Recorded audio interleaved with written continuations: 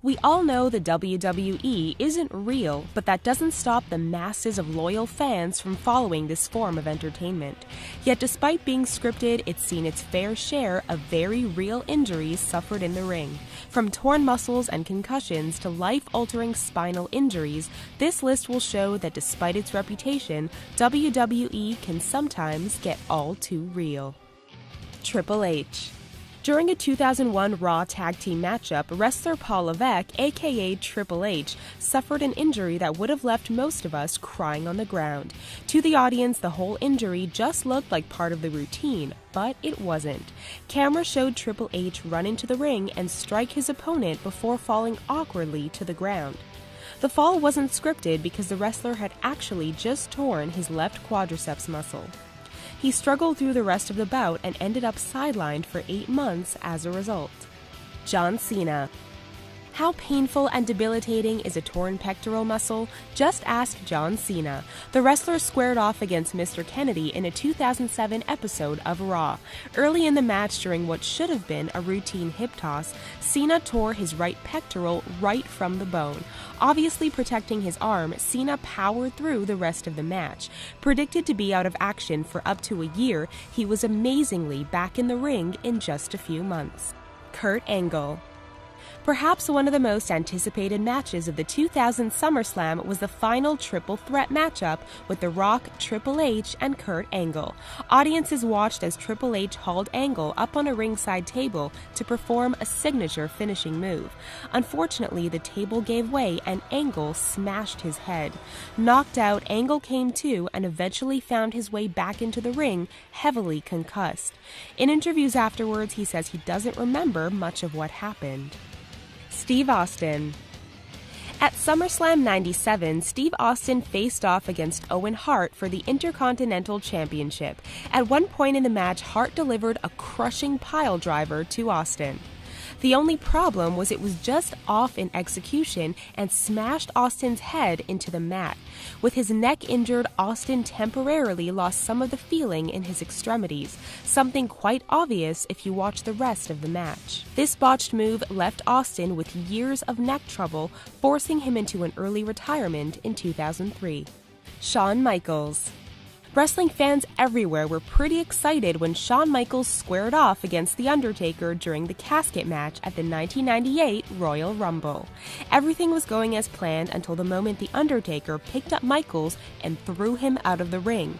While falling, the wrestler hit his back on a coffin positioned nearby. Despite not looking too bad at the time, the blow actually damaged his spine and required surgery. Michaels wouldn't enter the ring again until 2002. Joey Mercury. You shouldn't play around with ladders. Joey Mercury would have been wise to heed this advice. During a 4-man match at Armageddon in 2006, one particular maneuver caused a ladder to bounce up and strike him clean in the face, breaking his nose and orbital bone. Badly cut with blood pouring out everywhere, Mercury slid from the ring in need of help. Despite taking time off to recover, the injury eventually caused the WWE to cut ties with him after 3 years. The Undertaker. While you'd expect The Undertaker to dish out a lot of damage to his opponents, most fans wouldn't expect the big wrestler to get too seriously hurt himself, especially by a wrestler as small as Rey Mysterio. During a 2010 episode of SmackDown, Mysterio delivered a common move called the seated senton. Unfortunately, things went a little off and the move broke Undertaker's nose and orbital bone, in addition to giving him a concussion. The injury caused him to miss several months. Hardcore Holly. Bob Howard is a 15-year veteran of the WWE and went by a number of different ring names. He is best known as Hardcore Holly, a wrestler who was nearly killed in the ring. It all happened in 2002 when he faced off against Brock Lesnar. Lesnar tried to perform a powerbomb on Holly, but each wrestler was just a little off in the move's execution, resulting in Holly landing on his neck. The damage to his neck and spine put him out of action for over a year. Mick Foley.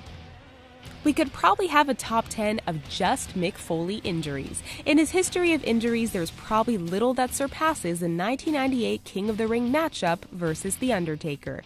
The cage match first saw Foley get thrown 16 feet to the ground below.